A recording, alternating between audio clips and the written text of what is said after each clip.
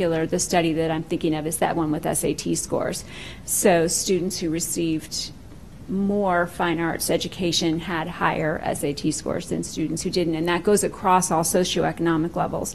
So it's not just attributed to maybe students being exposed to more music lessons or whatever, because it goes across all socioeconomic levels. So I guess I would like to see the district really use the high quality teachers that we have and the good programs that we already have in place to continue to boost student achievement. It seems like something that wouldn't be that hard to do because we've already got such a strong program, and thanks to the dedication of people like you and Dr. Kerberg and the district as a whole, we've kept that time in our day.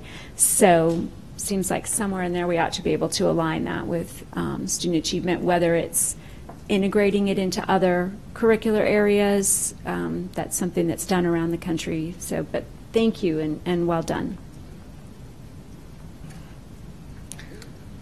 Mrs. Godding. I want to thank you too, because I think when I was looking for a school to enroll our oldest in 15, 14 years ago, one of the things I was looking for was creativity and the arts in the school system, and OPS clearly has that more than most districts around, and you can sense the creativity when you walk into an art classroom and the music. So I just wanted to say thank you for everything you've all have done and the great quality teachers that my children have had through various arts programs. And I'm also excited to see the speech component and the one act component, because that was something that I was very involved in high school, and I know that's a big part of rural school systems especially, and so I'm thankful that that's getting added in within the OPS system as well. So thank you for that. Ms. America. Okay, first, since Mr. Snow asked, yes, I was involved in instrumental, vocal music, drama, and I was not in visual arts after 9th grade.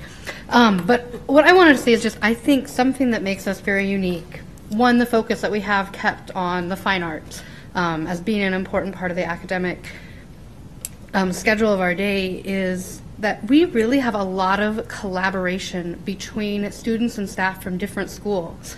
That if it's happening in other districts, maybe we're just not hearing about it, but like, for example, we talked about the summer musical, and where we're bringing students from all of our schools together, from different age ranges even, in acting, in music education, and in instrumental education. We have the faculty art show where you have teachers from different schools coming together to display how amazingly talented they all are. If you haven't gone, you really should. And I think we even have, I had to look up the names so Josie wouldn't yell at me, things like Exquisite Collaboration, where we have middle school students who are doing art projects that actually connect and interrelate to each other, and they're put together in one big art display. I don't see things like that happening in other districts, and if they are, tell me, because you're not talking about it. But I think that's really unique, and it shows how we as a district, we really are dedicated to making sure our students get that fine arts experience that, as Ms. Fay said, really impacts their achievement academically in other areas. Mrs. Underwood. So I just want to say, as someone who is definitely in a left-brained field, I personally find the fine arts to be very important in our public school education, and I played the flute starting in 5th grade through senior year of high school. And to your point about dedicated classrooms, I remember in my elementary school, it was a janitor's closet that we learned in. So, you know, schools make do with what they have, but I hope that you guys have a part in, after the bond passes, you know, helping to plan for the renovations and the new schools that we have, to make sure that we get those dedicated classrooms in there. And that was pretty much all I had to say, but thank you for your presentation. It's nice to get an update on this stuff. Ms. Williams. I just want to thank you for the hard work and dedication that you give to our students. As an art major myself, I didn't come to that on my own. I came through that through arts in school, and I lettered in choir So that says a lot. However, so I went from a performing arts to a visual arts in college. But the thing that is so important about the work that you all are doing is that our students who haven't had that opportunity to really dive into the arts and see how extensive of an impact it makes on their future, whatever their career is, when they get the earlier they get that exposure, and especially if they're exposed from someone who has such a great passion for the arts, it's a life changer. And so continue to come to us and ask for the things that you need, and I know that I believe you have enough advocates that we'll try to figure out how does this work, but continue on that work because it is much needed, and I applaud you for your efforts and your passion as well. So thank you. Any other? Well, I have a couple questions if nobody else does. Okay. When I was looking at the goals stated, for me, when I was looking at the goals stated in your presentation, it didn't mention, or maybe I missed it, like increased number of students. And this is kind of along the way of Mrs. Faye's point about the data supporting it. I view arts no different than I view high-level math or high-level STEM programs or AP courses. And in all those areas, we're asking the district to calculate the number of free and reduced students, number of minority students, and number of overall students, because we want to see those things go up.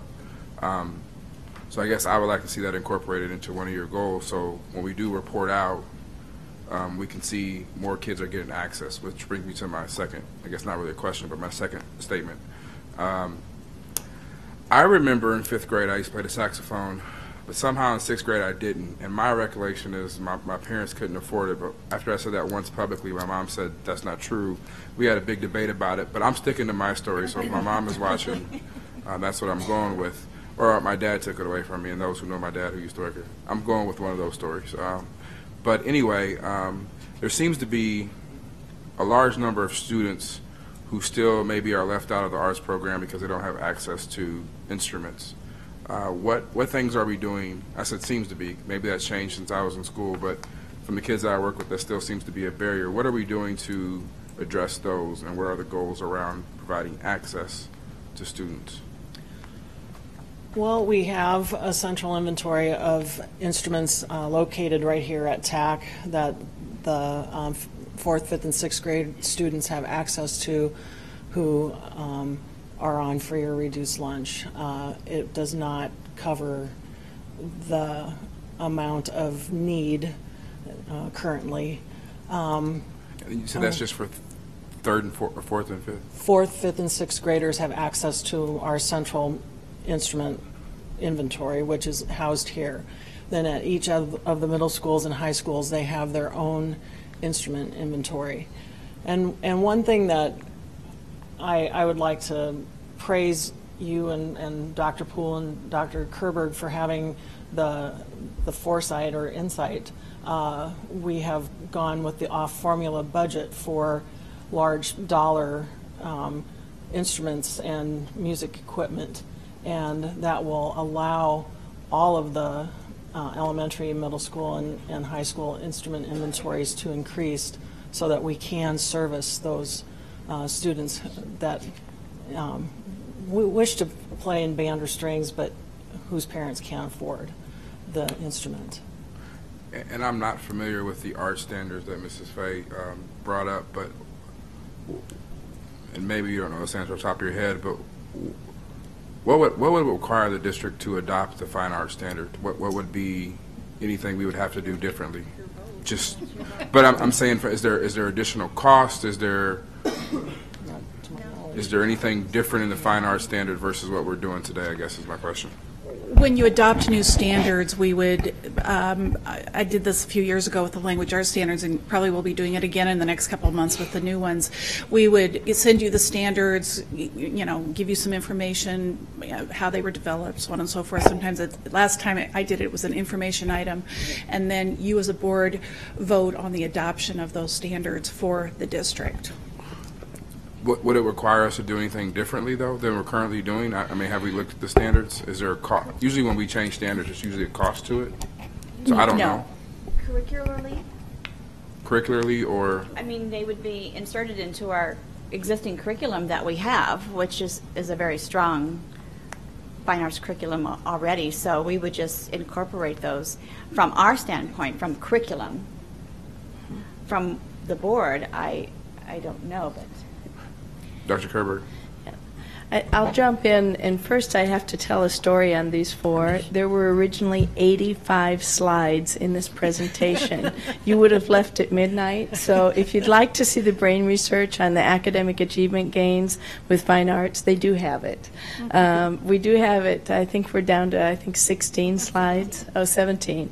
When we were done. So I'll start with that. But we would go through our regular process. We would look at, which by the way, they're attached. It's tonight available for you to look at if anyone wants to.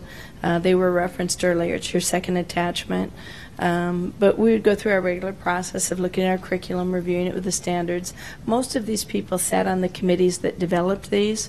What's different and what's not cost exorbitant for us is we're not buying new textbooks. We're simply continuing the curriculum we have. There's not a new change or direction here because our people have been on board going to State Department meetings. So we don't see this as going to be a costly change. Unlike what happens in some of our other discipline areas, it's very costly. So I'm glad you asked that question. So if that's the case, then has any other school district adopted the new standards? I honestly don't know. I'm not So- aware of that. I would imagine there might be a few costs in maybe just rewriting curriculum, a little bit of curriculum writing. Yeah, and we do go through that process. Thank you for that. Thank you. We would go through that process. In fact, we just met earlier today with Dr. Garnett's team, Dr. Warner, about curriculum professional development and writing. And that's a regular process on a regular cycle, and that is expensive because we're paying teachers to come together and work on that. And there are media standards that, media arts standards that. Right. There's two other standards besides, there's a dance standard, which is written to be incorporated into physical education, and there's a media arts standard, which is written to be incorporated into either visual arts or computer education classes. So K-12, so you can incorporate them into classes that you already have. You don't have to create. You don't have to hire dance instructors. It's written with and by PE teachers. If I could jump in here, the one thing that I've seen in the analysis of, or my analysis of the Nebraska art standards that have just recently been published, is that they're very broad. And what we feel as a team that what we are doing in music already meets those standards, that the power standards and learning goals that we've written several years ago for band, chorus, and orchestra really already fits into the Nebraska standards that have just come out. And so that's kind of where I'm going with it. The reason I'm asking is because we heard earlier today about principals and teachers and possibly starting to be overwhelmed with all the things we're doing. So I was trying to figure out if we're already doing all those things, how much additional work and cost it would take to be the first or one of the first school districts to lead in this area in the state and adopt these standards. But that's what I guess I'm asking. But if there's a lot of work in that, then, we need to talk about maybe not this year, but I don't know what that means. And that's what I was that's my questions were, if it's doable without adding any extra things, if we're already doing it, then I think this board should have a conversation about why don't we just adopt them and be the first in the state or the first couple. But if it requires additional costs and more things to implement, I don't know if we can do that right now with the capacity we got. Might I add that we often do curriculum updates and designs with our staff in the summer, And I think our curriculum is a living document that continually needs to be refined, and that happens in the summer. For vocal music and for instrumental music, we bring our staff in and we look at what we need to do to make it better every summer. So we're already spending some dollars on that, and I would venture to say that we probably would not need to spend many more dollars than what we already are doing in the summer when we update and refine our curriculum. And so again, I'll wrap up my conversation, my comments by saying, even if the board was to adopt it, let's say tonight, which we're not because it's not an action item, there would be an implementation phase that would be a long time anyway, as far as I'm assuming. But my thought was, if we've already reviewed them and we're already doing most of it, and there's little or no cost, and it doesn't add to the stress or the change that's going on currently, then we can go ahead and move forward on that. So I would like staff to at least give us the idea of whether we're already doing it or not, and if it's already being done and it's just a simple adoption, then maybe we can move in that direction. I saw you were itching like you were ready to go, so I was. I think that's a great suggestion. Thank you, President Wayne, but we would love to come back to you with either a request for approval to adopt, or B, a time frame of what changes and costs might be involved. We will do a review of that. It sounds like it might be as simple as coming forward with a request for approval to adopt, but we'll make sure that we've reviewed and have no hidden expenses we're not thinking about this evening. Any other, I'm the only one saying that. Is board members objecting to that idea, or before we ask staff to do something else? Okay. Was there any other comments, concerns, or questions? Ms. Williams. I just want to reiterate, I appreciate your passion, and I want you all to leave here smiling and knowing that you're doing a great service to our students. So thank you very much. Thank you.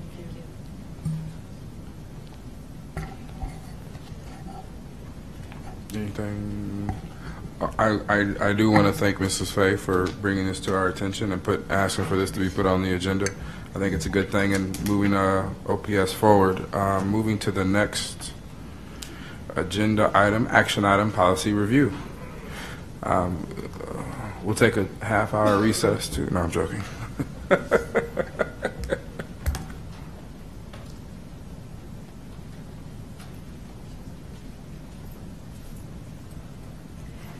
President Wayne, members of the Board of Education, Superintendent Evans, before you this evening are Section 4000 series of your policy review. These policies are titled Personnel, and they represent kind of our first big stab at going through all the personnel policies. They have been worked through by myself, Greg Perry, Janice Garnett, Dr. Garnett, as well as Matt Ray. So we have gone through these policies. Some of them are substantive revisions, and some of them represent the district's current policies for various reasons. So that's kind of what's before you tonight. I will also mention that all of these policies have been forwarded to all of the district's collective bargaining units. And we had a discussion this evening, just a few pieces of some of those policies that those collective bargaining agreements at OEA specifically would like changed, and we had a nice discussion about that, but we'll bring forward those recommendations to you at the next board meeting, kind of based through what we can work through with their specific issues with regard to just one or two particular policies for the most part. So before you this evening, we're not necessarily asking for approval. I know this is under action, but I thought it gives everybody an opportunity to start bringing forth some things that they've seen in the policies, and then we can get it on the agenda for approval at the next board meeting. So I'll open it up to specific questions that you might have with regard to these policies.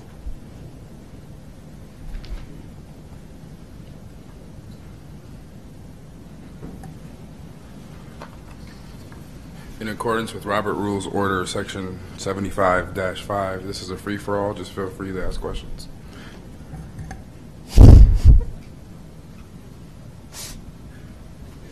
I just made that up, but it sounded good.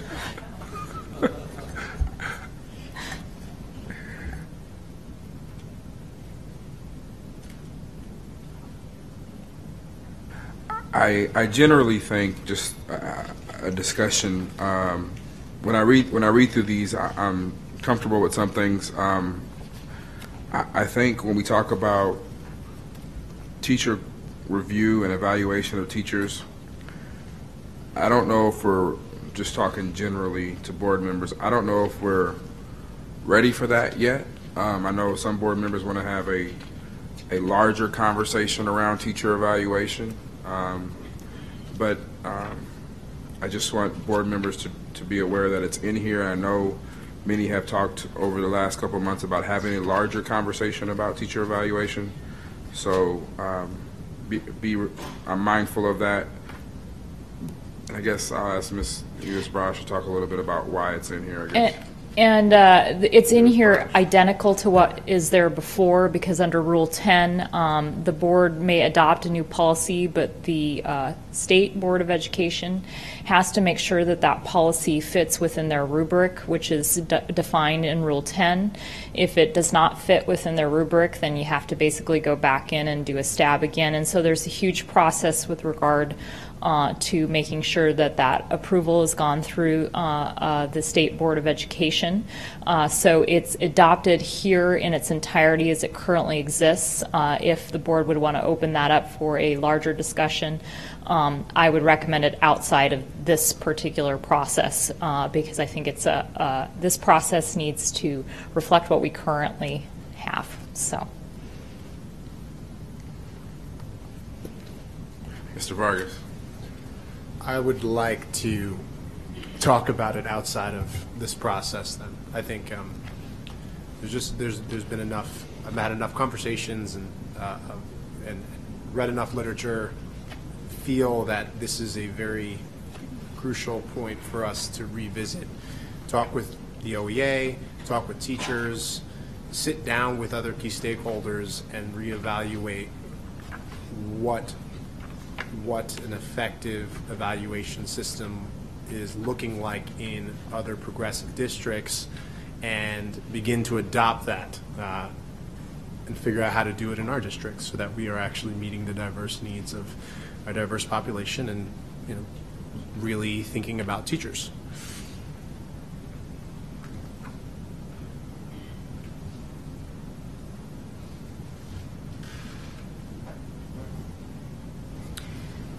So with policy 4003, which is a pretty big policy, it took me a long time to read through that and kind of process that. Specific to,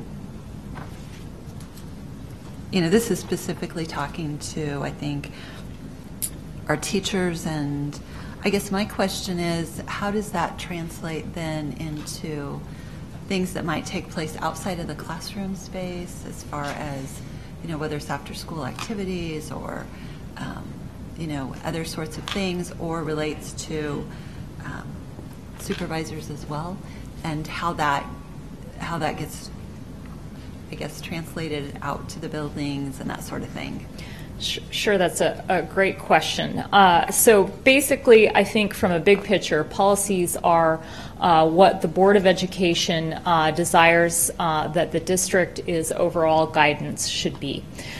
This policy sets forth specific harassment examples as one example of the things that are throughout that policy. So anti-harassment. It specifically names some types of behavior that would be considered harassment. So as a Board of Education, you're saying to your employees throughout the district, hey, these are types of things that are harassing in nature. We want you to be aware that the district may consider those types of situations after a thorough investigation is conducted, that those types of things could be harassing in nature. And so I think it sets forth specifically from the Board of Education a tone as to how employees should govern their conduct throughout the district. Then, after the board sets that policy, typically those policies are brought to either supervisor administrators meeting or a principals meeting, and those policies are walked through with specific types of factual examples, and then those principals and or supervisors would bring those back to their particular areas, and they would instruct people that these are types of harassing behaviors that should not be conducted throughout the school district. So I think it puts people on notice as to, how you define and give specific examples, and it provides clear guidance to your administrative and principal staff throughout the district.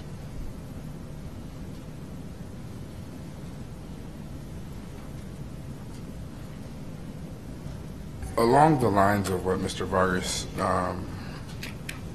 discussed, if we leave out that section for adoption at this time, the current policy is still in place. Depending on the policy that you approve, or that your motion that you make. What do you? If you are making a motion to say get rid of anything that conflicts or is not currently in, or you're getting rid of your old policies in light of the new ones that you adopt, then you would be getting rid of your old policy. So it depends on the motion that you make, okay, yeah. And how you define that. And because I think this is a complicated conversation that it'll be multiple board meetings through, but I think if we're going to formally evaluate the superintendent every year, if we're going to formally evaluate high-level staff every year, then we have to be consistent throughout our whole organization and evaluate everyone every year on an annual basis. And that's just something that I fundamentally believe. I know we have a kind of an informal but formal process, but I would like our policy to be clear regarding that particular area, because I don't know, I think we should treat our superintendent the same as we treat our teachers, and everybody should be evaluated the same on a similar rubrics, on a similar tool, so it's consistent all the way down. At least that's what I was familiar with in the business setting that I was in, and that way it provides alignment as far as what goals are. And I'll just a little bit about my brief history. The same goals for my department were the same goals for the company, and it was cascaded down to fit where you were at, but it tied back to the original goal that was set at the top of the company, so everybody could understand where they fit and what each of those evaluation pieces were designed to do, whether it was safety, whether it was teaching a certain lesson. For me, it was teaching discipline, trained across the entire system, and how that related to everything else. And so I would like to see that kind of alignment, and that's a broader conversation that I think Mr. Vargas would like to have too. So that's where I'm at when it comes to the evaluations, but I do understand the complexity of having that conversation while adopting these current policies. So I just wanted to say that for the record. Ms. Williams. President Wayne, you brought up a good point, and so I just feel it's important to make this statement at this particular time. I believe that if we're talking about teacher evaluations and we're talking about the superintendent's evaluations and so on, I truly believe that we set the example here at the board table. And so I'm going to be advocating, not just today, but many, many more times after this, is that we also should be looking at a board evaluation. If we're expecting everyone in our district to have annual evaluations, then we should be expecting that of ourselves and make that the requirement as well. And so I understand it's another conversation for another day, but I do believe that if we're talking about this and we're going to be looking at this thoroughly, that we should also set that example and that expectation at the top. And if we are the leadership of this district, we should set the same standards for ourselves that we do for our superintendent and every other staff in this district. So at our next meeting, we'll have on the agenda a policy draft for this board to consider about a board self-evaluation. And then the next step is going to be, and if you look at our board notes, we've had this conversation a couple times about board evaluation with Mr. Evans, and he's provided tools that other districts have used. And so over the next, I guess, 2 or 3 meetings, we'll finalize that process, because I agree with you. I think we have to have a board evaluation, annual evaluation, along with everybody else. We just got to come up with the rubrics or the tool to use that, and we are still working through that process. We've had a lot of things going on, but that is going to definitely move up to the top of our priority list. Mrs. Fay. We have a question unrelated to the point that you brought up that we've been trying to figure out over here, but I'm glad that you reminded us that we need to do an annual board evaluation. I think that's really important. Back to the policy 4003 and the discrimination portion where genetic information has been added. We're just not sure what that means.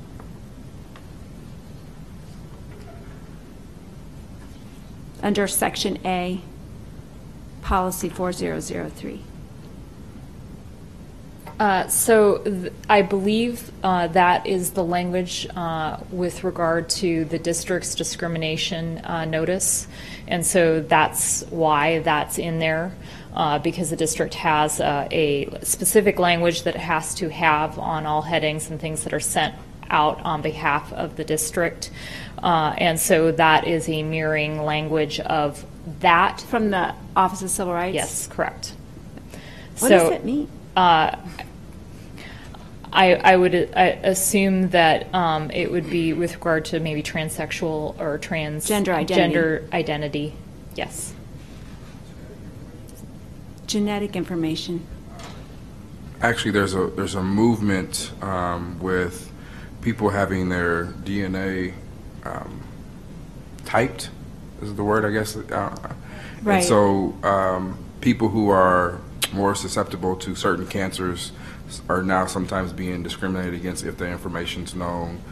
So it's to cover all of that basis. That's kind of what we thought over here, that it had to do with something like that. So it actually doesn't reflect gender identity. And is that something that needs to be in there? Well, it depends on who you talk to. Some people think it does, and some people. So I guess to your point, maybe we should clarify that. But in the former field that I was in, that's what it meant. But I've heard different things from different people. So, but that's how I took it before.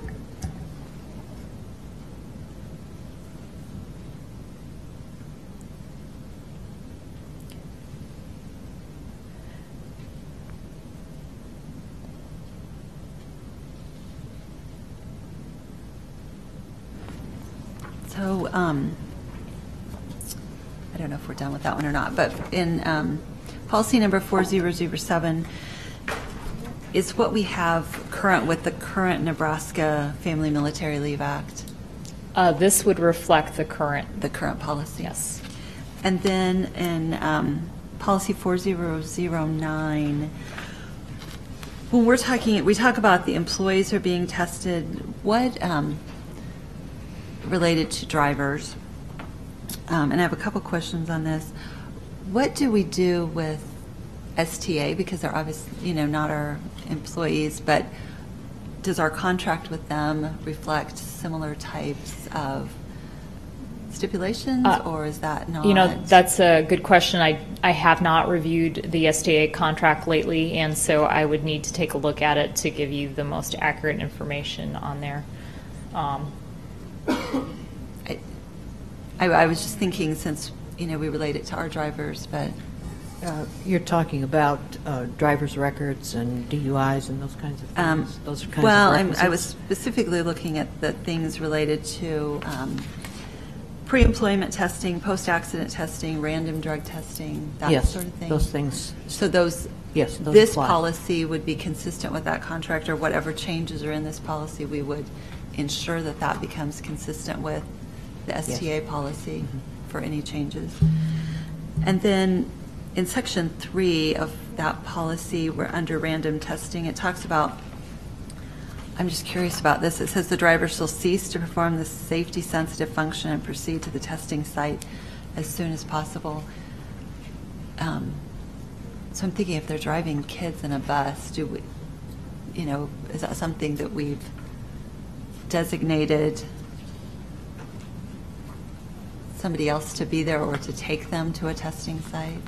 Or was this not necessarily thinking about bus drivers who are on duty?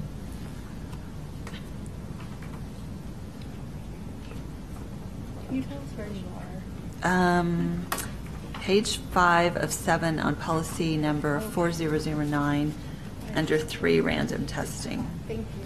And maybe that's, yeah, I don't know if that's a good question or not, but when I read it, I just was kind of struck with, how does that happen?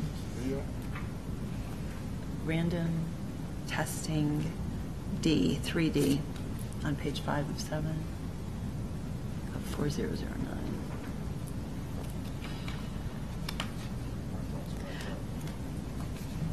You sure it's not all scratched out? No, keep going, past the red line. That's a different, that's the policy that got.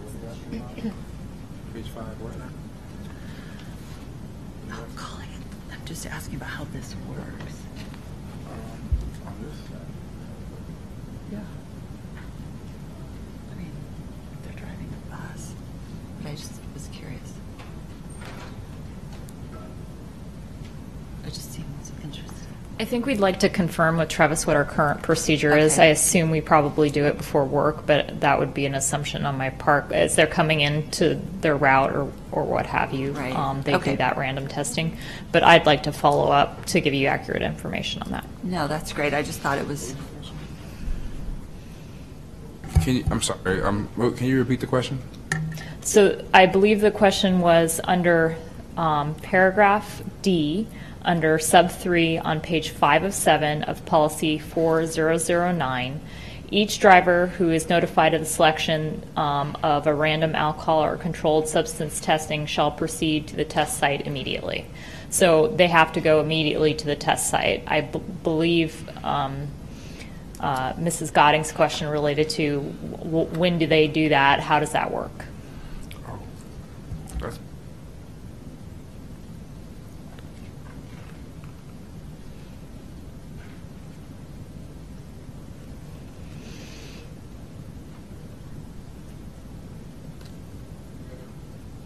Any other questions? Under policy number 4011, oh, did somebody else have their hand up? No, you're fine. General provision, C, general provisions 2, I think it's page 3 of 4. It's talking about employees, but then it says appropriate officials of the school in which the student is enrolled. Does it mean, is that what it means? Could you repeat the policy you're on again? Policy 4011. Okay. Page 3 of 4. At the bottom, C, general provisions. C, general provisions number 2, privacy. Okay. Second paragraph, 4th line down. It says in which the student is enrolled. Was that intended to say the employee is employed, or because we're talking about employees and all of a sudden we end up with a student? Or am I reading that wrong?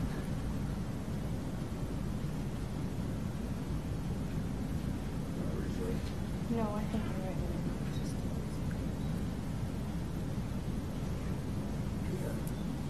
right. But in paragraph 1, or in item 1, and in the first paragraph of 2, the word student's been taken out, and only employee is there. But then when you get to that other paragraph, we Yep. talk about student. It seems not to flow. Absolutely. Okay. Thank you. And why did we take out student? Because this is only an employee policy? Because this is an employee policy and we have another section that has a student policy, so we felt it was duplicative. It'd be easier to have the employee section about bloodborne pathogens in that section rather than having it in the student section as well. So if you go to the next page, item 3, records, in the second Same thing. paragraph, I think that one also seems to tie to students. Got it. And then if you go to policy 4012, infectious diseases, which is on the next page, student is also in that first paragraph. Okay. And then it says or other person, and I just didn't know, if it's employee policy, I just was curious, what is or other person? Who is or other person? And how would that be influenced by anything we would? Is it someone coming into the bill? Volunteer, Okay. could be parent, could be lots of different people.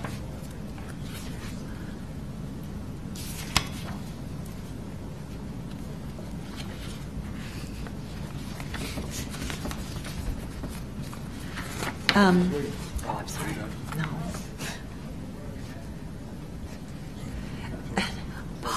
Policy 4024, for wages and deduction information. The new paragraph that's there, the first line talks about the superintendent or designee shall deliver or make available to each employee by mail or electronically.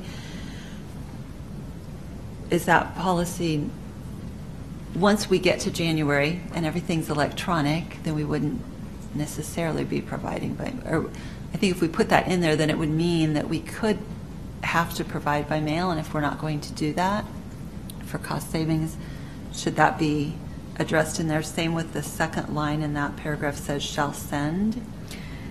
I just am curious about that. So we are required to give an opportunity for notification. So if that means here's the website that you need to go to, so you know that this is where you need to go, then sending might not be the best choice of word. We could definitely look at something that's more appropriate, but we are required to provide that notification. And I think that it says or, so it's something that allows some flexibility, but we could definitely change and revisit this policy after the district goes through the changes, but I don't think it binds us to mail. I think it says or, and I think that that's the superintendent's decision as to that particular piece. And then I still have a couple more questions. On policy number 4025 on the next page, I'm just curious, in that first bullet point,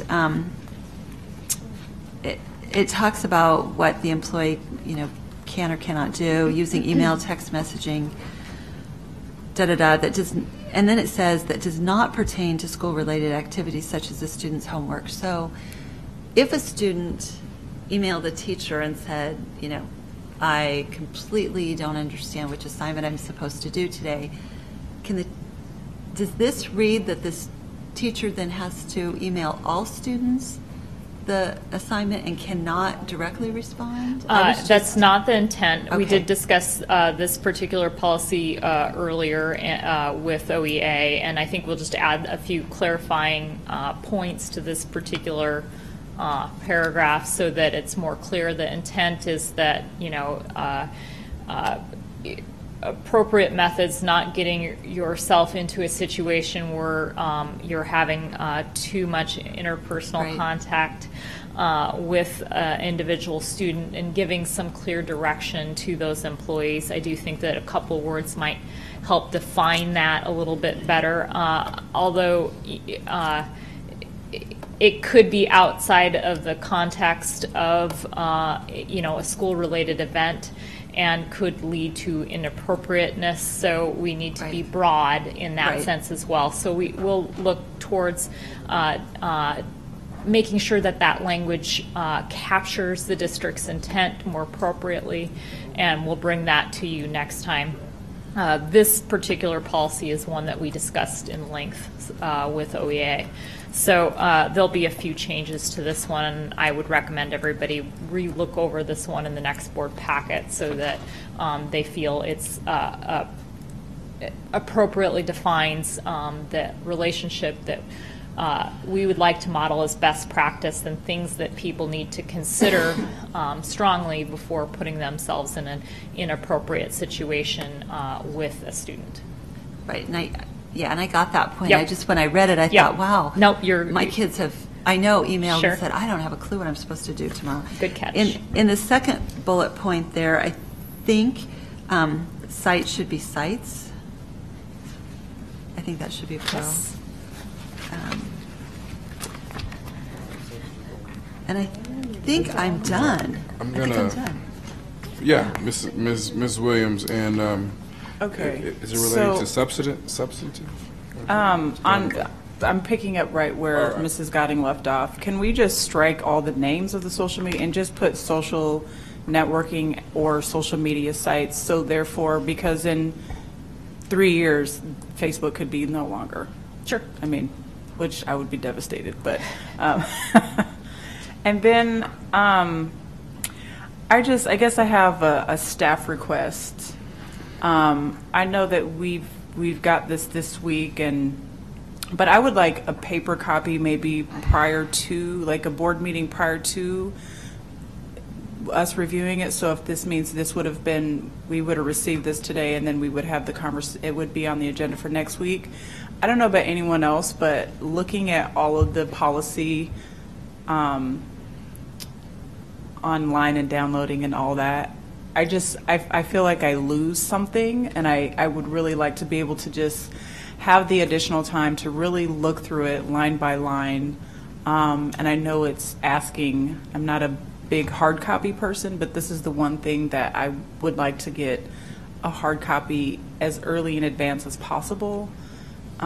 Just so we can have that time to make the notes and kind of get the clarifications, and maybe some of our questions that are a simple checking with you, hey, does this mean X, Y, or Z, which could eliminate the lengthy process of this to a certain extent and really get into the parts that we really need to focus on. I don't know if that's unreasonable, but that's something that I am requesting for myself. We can do that. Thank you very much. All right. Any other? Mr. Snow? Thank you. I was just following on that same document, Article 4, Policy 4025. The bullet point 2, giving students rides home. I know people do it all the time, but there's one thing when you have accidents or things that happen that you cannot control. So it's twofold. One, obviously, being the liability of carrying a student in your car, and the other is exposing yourself, both for you and for them. You could be putting either of you in a untenable situation where someone's accusing somebody about having something happen that's inappropriate in a vehicle if you're the only adult in that vehicle. I completely agree. I'm just, how do we determine if that parent actually gave permission? Typically, if it's verbal or not, but still, you still run against that thing that if it's just you and that kid in the car, something happens and they said something happened, then you have an issue on hand that a teacher picked this kid up, even with inviting him over your house. And that's a great question. And it's part of the investigation with regard to facts, looking in specific situation. But that's why the district recommends that if you are picking a child up, that you bring somebody else along, because then you've got two people in the car with regard to those situations, and that really helps protect yourself and the what student. You think? Shouldn't it be required? I don't know. I know for the Y, you have to have, it has to be required. Any child, state licensing, it's required. There has to be 2 adults. Even when a child goes to the bathroom, there has to be 2 adults. I understand you can't do that in a classroom, but a kid getting in another adult's car, whether it's music, anything could happen outside that car. Having 2 adults to witness that I'm just saying, from lawsuits or things that could happen, being the previous person in them before. So in the essence of time, obviously this is coming back, so we will, if you have any other comments, suggestions, or concerns, send them to legal counsel, and we will move forward. Moving on to action 2, I2B.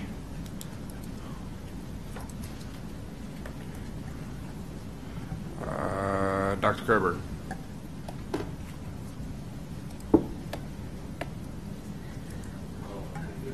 Yeah.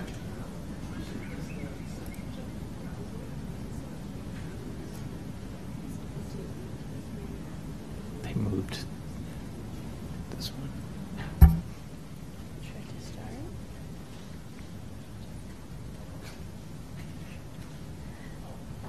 All right. Well, there's just, I think Dr. Kerber, this is your area, so there were some general questions at the beginning of the meeting. Mr. Snow wanted to ask just about accountability measures. Mr. Snow. Absolutely. I'd also like to invite Mrs. Forte to join us, if she could.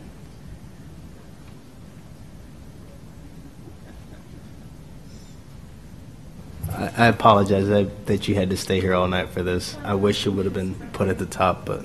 You're fine. Good evening. Good evening. Could I just start off, because it's not just an introduction. I understand the entire process. I'm just saying, looking at some of these providers and knowing the stuff that we've dealt with last year, is there a way that we could have some accountability for some of these people that actually come in and pick up some of these kids for some of their tutoring, to evaluate them, even though we don't get to choose them, they're from the state, but actually have that data for those parents, because I don't think a lot of these parents get that data on who's in it for the real thing, or who's just in it to give my son a laptop. Dr. Kerber was going to answer. If it meets with the approval of Mr. Wayne and Mrs. Godding, I'll answer that, and then I'll let Mrs. Forte add to it. Because of what this board did, we were able to go to the State Department and say, we don't feel this incentive process should be a part of any contract for any supplemental educational service provider tutoring program in the state of Nebraska. And they listened to us.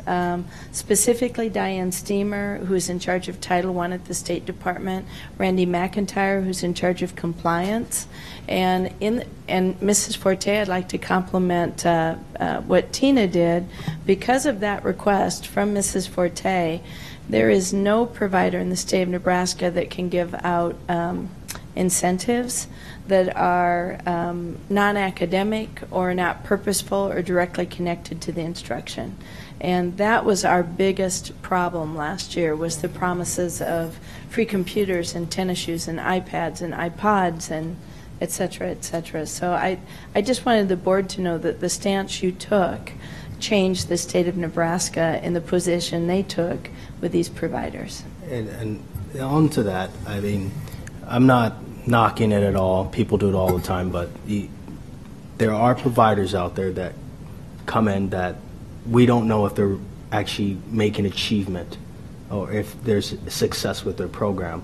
And it's really hard when you're a parent and they're coming at you and you send your kid to the center and the center's partner with them, and whether the company made a deal and said they'll pay the center to use their space, which a lot of them are doing that, you don't know if there's any achievement gains in this. And basically you're using that money that kid was given for this instruction, and it was just being wasted because there's no achievement in it.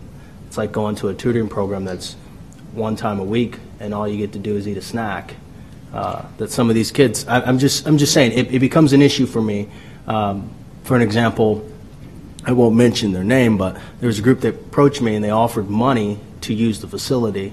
And it was a hefty lot of money, and then they said, well, we'll give them this device, but we won't collect it. But that's the thing. I'm just saying, I can't prove if their tutoring program is successful or not. There's no accountability there to say, is Sylvan Learning Center very good?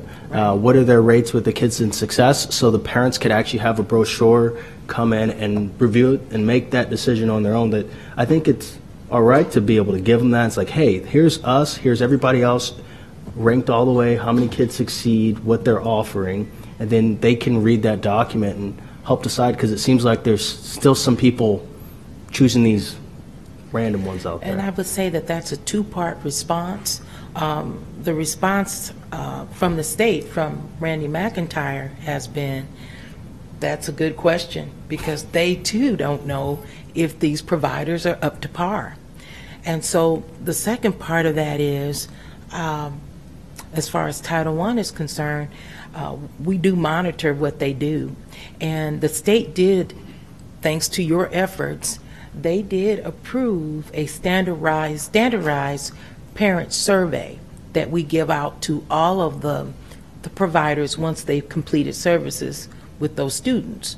And so we use the same survey that we use for ESU 19 that we use for Sullivan one-to-one, and we get that feedback from the parent. For the 12-13 year, we did get those surveys back, and parents gave, excellent feedback, especially for our ESU 19 strategic tutoring program.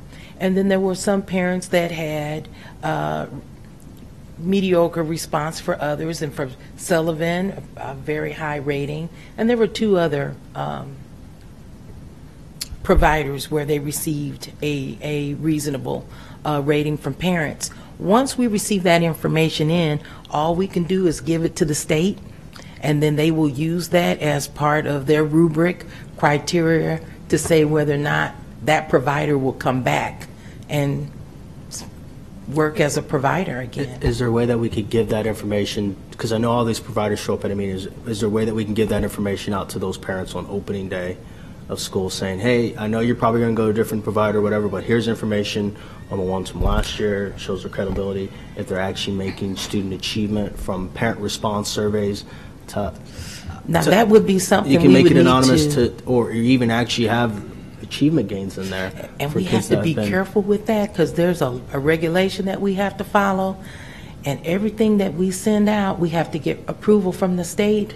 But there is an informational chart that we do provide to our parents in advance, and it will kind of give brief information about that provider. It may include, do you serve students, and is your business in Omaha, Nebraska, or are you out of state? Do you work one-on-one with students, or are you an online provider? Are your tutors that are working with our students, are they state certified, or are they volunteers? We do have providers. They do not tap into the talent with our highly qualified teachers. They're just community volunteers. And so all of that has to be approved. So we have to be careful, because one of the things that the state has said to Title I, you don't want to show any favoritism on any one given provider. So we have to make sure that we give a matrix of information out. But what I can do is take that back to the state to say, what can we give more information? That's true, because I mean, some of these things look like a game, and it's someone paid $10 just to make sure the kids are showing up, and that's it, instead of actually really working with kids. And it's really hard for parents that are engaged, or in some that aren't engaged. They don't have that time. They know their kids participating in some enrichment activity, but they don't really know what's actually happening. And if that is happening, and if a provider is paying you extra money anywhere in the city of Omaha, that's illegal. Yeah. And then I will notify the state, and that provider will be terminated as a state provider, because we can't do that. I mean, even to the point of some of the providers of who's out of state.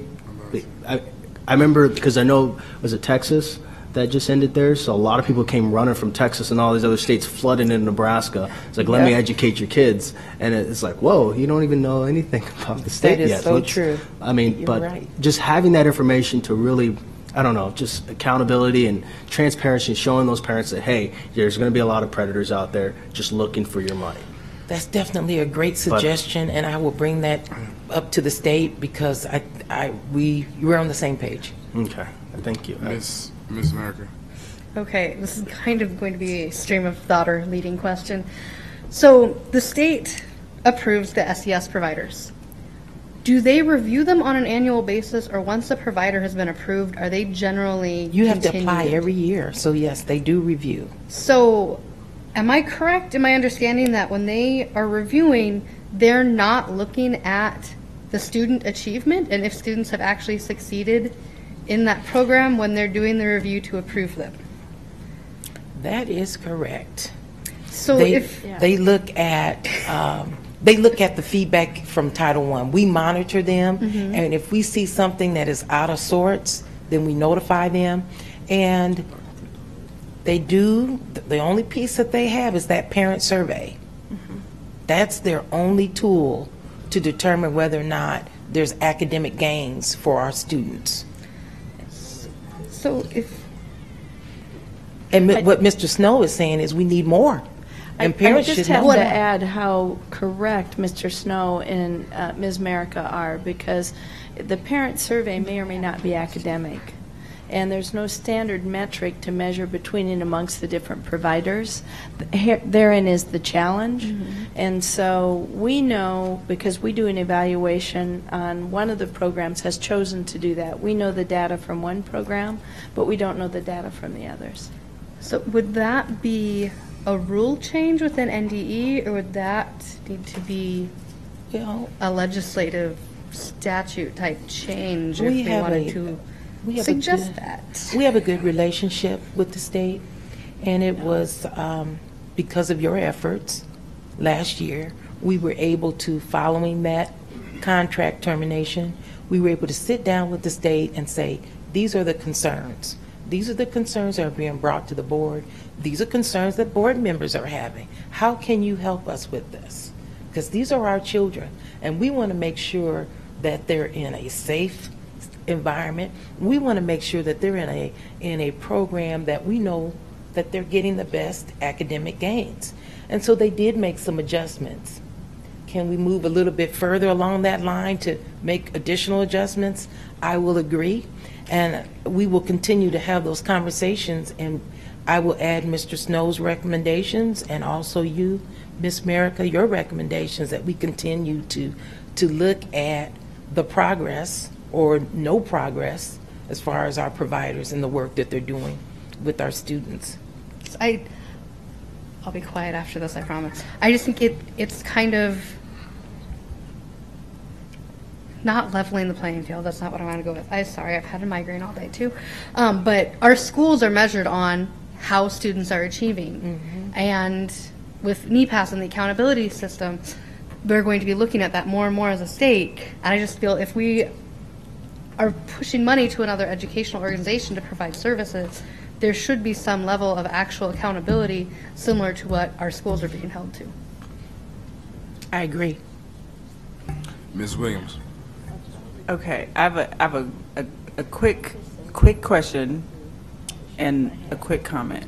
My quick question is, are we able to, the Better Businesses have the Better Business Bureau, and they can give them great ratings. Is that something that we can look into or not? I mean, I'm just curious. And you're referring to involving the Better Business Bureau? No, I'm just saying that I'm saying businesses have the better business. If we're we're allowing our students, is there some, like this? I mean, you're working with these organizations, and so you have the access to see which ones are doing really, really great. I mean, as a parent, if I'm looking at one, I would like to be able to come to the district and say, hey, I'm thinking about these 2 or 3 different programs. As a parent, what's that? What information do you have for me as a parent? And right now, and what I'll do is I'll make sure to get a SCS packet of information so that you can see the matrix in which we have mailed out to all of our parents. But I agree, you're asking for, what is the accountability piece? When you look at one provider versus another provider. And as of now, the state has just said we need to be very careful with that. But I think we're at a time now, let's talk about accountability with the state and our providers. So having that great relationship, I'm saying, ask that question for me. And the other thing is that and this is my quick comment, and then I'm off the mic, is although there's been some that have taken advantage of our students and families, we also have to be very careful. There are some that do their due diligence in working with our students, and I don't want a comment to be misconstrued to all of the providers, because there are some that do phenomenal work. And so although we are protecting our students, and that's our number one job, but we also have to make sure that those very reputable organizations that are working with their students, and they have the greatest intentions, they have the passion, that we don't just lump them all together. So that's just my quick comment. Thank you. Thank you. All right, so I think what we heard is we like more conversation with the state regarding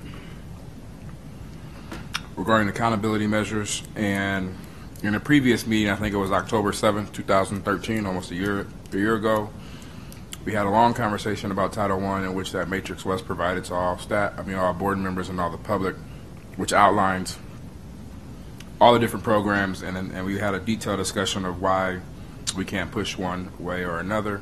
And so, appreciate the conversation at this time. I will entertain a motion to approve the contracts before us. So moved. Is there a motion by Mr. Scanlon to approve, let me think of the right wording, Title I Supplement Educational Service Providers 2014-2015 contracts? Second. Second by Mr. Snow. Any more discussion? Hearing none, roll call, please. America. Aye. Scanlon. Aye. Snow. Aye. Underwood. Aye. Vargas. Aye. Wayne. Aye. Williams. Aye. Fay. Aye. Goding. Aye. 9-9. Motion carries. There's some learning community, purchasing division cost savings report. Please look through that. Dr. Turnquist, staff has saved us a lot of money. Please look through that and closed session. I move that the Board of Education go into closed session for the protection of the public interest and the prevention of needless injury to the reputation of individuals, to discuss with the superintendent, secretary to the board, and legal counsel pending litigation, security personnel, personnel update, legal consequence of specific action, and legal advice. Real There's a motion estate. on the floor to go into closed session. Is there a second? Second. Motion by Mrs. Goding, second by Ms. Williams. Any discussion? Hearing none. Oh, go ahead. Can we add real estate? Is that on there? No. No. Unless it falls under something else.